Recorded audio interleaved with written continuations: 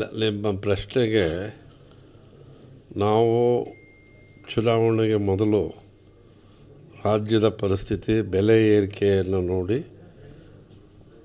Diesel ಬೆಲೆ, petrol ಬೆಲೆ, ಅಗತ್ಯ ವಸ್ತುಗಳ ಬೆಲೆ, ಗ್ಯಾಸ್ ಬೆಲೆ ಎಲ್ಲ ಏರಿದಂಥ ಸಂದರ್ಭದಲ್ಲಿ ಅದರ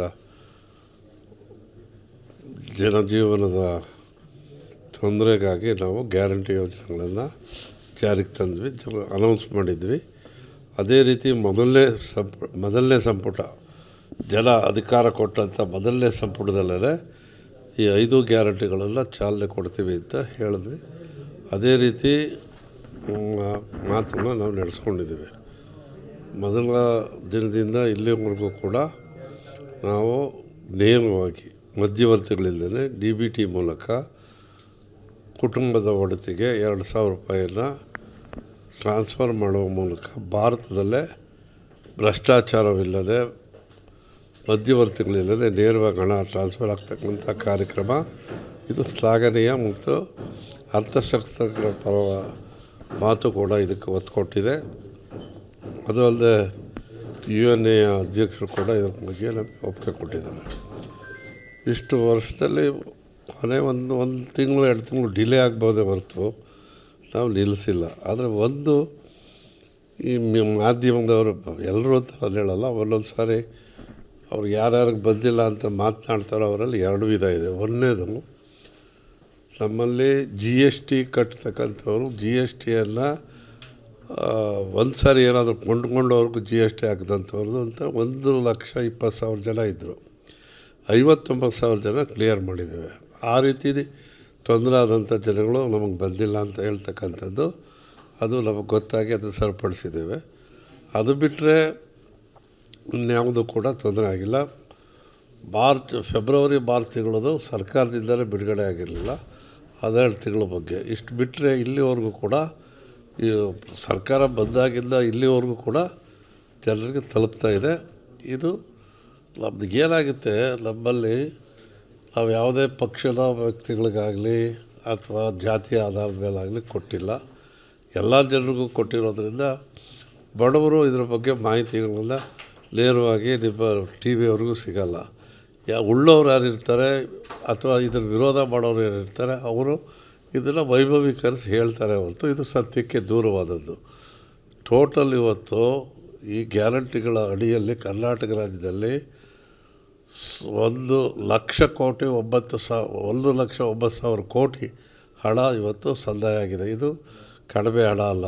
ಒಂದು ವರ್ಷಕ್ಕೆ 52,000 ಕೋಟಿ ಬಡ್ಜೆಟ್ ಅಲೋಕೇಶನ್ನಲ್ಲಿ ಕೊಡ್ತಾಯಿದ್ದೇವೆ.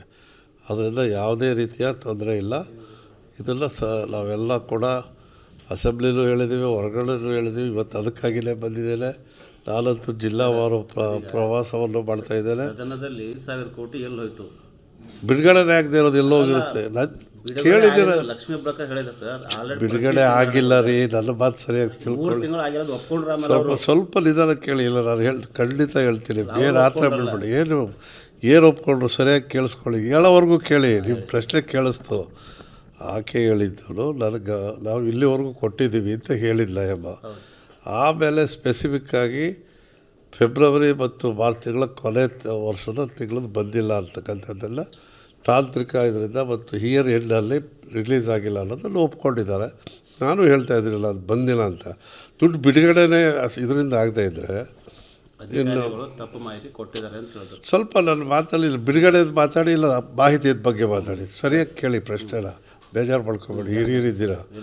ಬಿಡುಗಡೆನೇ ಆಗದಿದ್ದರೆ ಸರ್ಕಾರದಿಂದ ಫೈನಾನ್ಸ್ ಡಿಪಾರ್ಟ್ಮೆಂಟಿಂದ ಇಲಾಖೆಗೆ ಬಿಡುಗಡೆನೇ ಹಾಕೋದು, ನೇರವಾಗಿ ಮಧ್ಯವರ್ತಿಗಳಿಲ್ಲ, ಅಕೌಂಟ್ಗೆ ಹೋಗ್ತದೆ. ಬಿಡುಗಡೆನೇ ಆಗದಿದ್ದರೆ ಮಿಸ್ಯೂಸ್ ಎಲ್ಲ ಆಗುತ್ತೆ ಅಥವಾ ಎಲ್ಲಿ ಲಾಸ್ ಎಲ್ಲ ಆಗುತ್ತೆ. ಸರ್ಕಾರನೇ ಬಿಡುಗಡೆ ಮಾಡಿರಲಿಲ್ಲ, ಅದನ್ನು ಒಪ್ಕೊಂಡಿದ್ದಾರೆ. ಅದು ಸರಿಯಾಗಿದೆ, ಅದರಲ್ಲಿ ತಪ್ಪಾಗಿಲ್ಲ. ಸರ್ಕಾರ ಬಿಡುಗಡೆ ಮಾಡಿದ್ರೆ ತಾನೇ ಮಿಸ್ಯೂಸ್ ಆಗೋದು. ಸ್ವಲ್ಪ ಟೆಕ್ನಿಕಲಾಗಿ ಅರ್ಥ ಮಾಡ್ಕೊಳ್ಳಿ. Don't mistake sir. ಓಕೆ, 3 ತಿಂಗಳು ಹಣ ಹಾಕಿಲ್ಲ, ಒಪ್ಕೊಂಡ್ರು. ಅದು 3 ತಿಂಗಳು 5,000 ಕೋಟಿ ಎಲ್ಲ ಹೋಯ್ತು. ತಿರುಗಿ ಇಂಗ್ಲೀಷಲ್ಲಿ ಮಾತಾಡ್ತೀವಿ. ಅವರೇ ಕೇಳ್ತಾರಲ್ಲ ಸರ್, ಅಲ್ಲಪ್ಪ, ಸರ್ಕಾರದಲ್ಲಿದೆ ಮತ್ತು ಹಾಕಬಲ್ಲ ಸರ್, ದುಡ್ಡು ಹಾಕ್ತೀವಿ ಅಂತ ಹೇಳಿ ಮಾತಾಡೋದಲ್ಲ. CM ಹೇಳಿದಲ್ಲ ತಿರ್ಗಿ ಅಸೆಂಬ್ಲಿನಲ್ಲಿ, ಕೊಡ್ತೀವಿ ಅದನ್ನು ಅಂತ ಹೇಳಿದ್ದಾರೆ. ಇಯರ್ ಎಂಡಿಗೆ ಚೇಂಜ್ ಆಗುತ್ತೆ, ಈಗ ಕೊಡ್ತೀವಿ ಅಂತ ಹೇಳಿದ್ವಿ.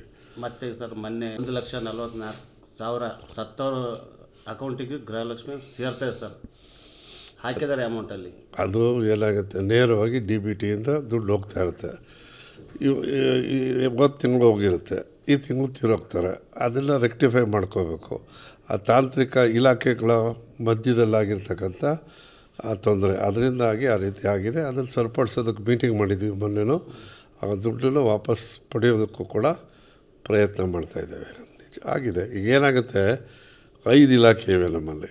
ಇಲಾಖೆಗಳ ಅದನ್ನೇ ನಮ್ಮ ಕರ್ತವ್ಯ. ಏನು ನಾವು ಕಮಿಟಿಯವ್ರು ಏನು ಮಾಡಬೇಕು, ನಾವು ಮಾಡಬೇಕು. ಮತ್ತು ಇಲಾಖೆಯಲ್ಲಿ ಬರ್ತ್ ಆ್ಯಂಡ್ ಡೆತ್ಸ್ ಅಂತ ಒಂದು ಇಲಾಖೆ ಇದೆ. ಅವರು ಮತ್ತು ಪಂಚಾಯಿತಿ ಕಾರ್ಯದರ್ಶಿಗಳು ಇಂಥದ್ದು ಈ ಊರಿನಲ್ಲಿ ಇಂಥವ್ರು ತೀರೋಗಿದ್ದಾರೆ ಅನ್ನೋದನ್ನು ಈ ಇಲಾಖೆಗೆ ತಿಳಿಸ್ಬೇಕು. ಆವಾಗ ದುಡ್ಡು ಹೋಗಲ್ಲ. ರೆಗ್ಯುಲರ್ ದುಡ್ಡು ಬಂದ್ಬಿಡುತ್ತೆ. ಸತ್ತಿದ್ರೂ ಹೋಗ್ಬಿಟ್ಟಿದೆ, 66 ಲಕ್ಷ ಜಮಾ ಆಗಿದೆ. ಅದನ್ನು ವಾಪಸ್ ತಗೊಳ್ಳೋದು ಪ್ರಯತ್ನ ಮಾಡಿ ಆಗಿರೋದು ನಿಜ. ಬಟ್ ಅದು ಮಿಸ್ಯೂಸ್ ಅಂತಾಗಲಿ, ಅದು ಲೋಪ ಅಂತಲ್ಲ, ತಾಂತ್ರಿಕ ತೊಂದರೆ ಇದ್ದಾಗೆ ಆಗಿದೆ. ಅಧಿಕಾರಿಗಳು ಯಾಕೆ ಸರ್ ಸರಿಯಾಗಿ ಕೆಲಸ ಮಾಡ್ತಾರೆ? ಅಲ್ಲ, ಆ ರೀತಿ ಅಲ್ಲ. ಇಲಾಖೆ ಈಗ ಈ death and berths and deaths ಇಲಾಖೆ ಅವ್ರಿಗೂ ಕೊಡಬೇಕು. ಡಿ ಸಿ ಈ ಇಲಾಖೆ ಎಂಥದ್ದು ನಮ್ಮ ಮಹಿಳಾ ಇಲಾಖೆ ಕೊಡಬೇಕು. ಆ ಮಧ್ಯದಲ್ಲಿ 1,26,00,000 ಜನಕ್ಕೆ ಕೊಡ್ತಾಯಿದ್ದೀವಿ. ಎಲ್ಲ ಗೃಹಲಕ್ಷ್ಮಿ 1,26,00,000. ಅದರಲ್ಲಿಷ್ಟು ಸಾವು ಅನ್ನೋದು ಆಗ್ತಾನೇ ಇರುತ್ತಲ್ಲ. ಫಲಾನುಭವಿ ಸತ್ತಾಗ ರೆಕ್ಟಿಫೈ ಆಗಬೇಕು. ಅದನ್ನು ಮಾಡೋಕ್ಕೆ ಮಿಸ್ ಆಗಿತ್ತು, ರೆಕ್ಟಿಫೈ ಮಾಡಿಸ್ತಾಯಿದ್ದಾರೆ.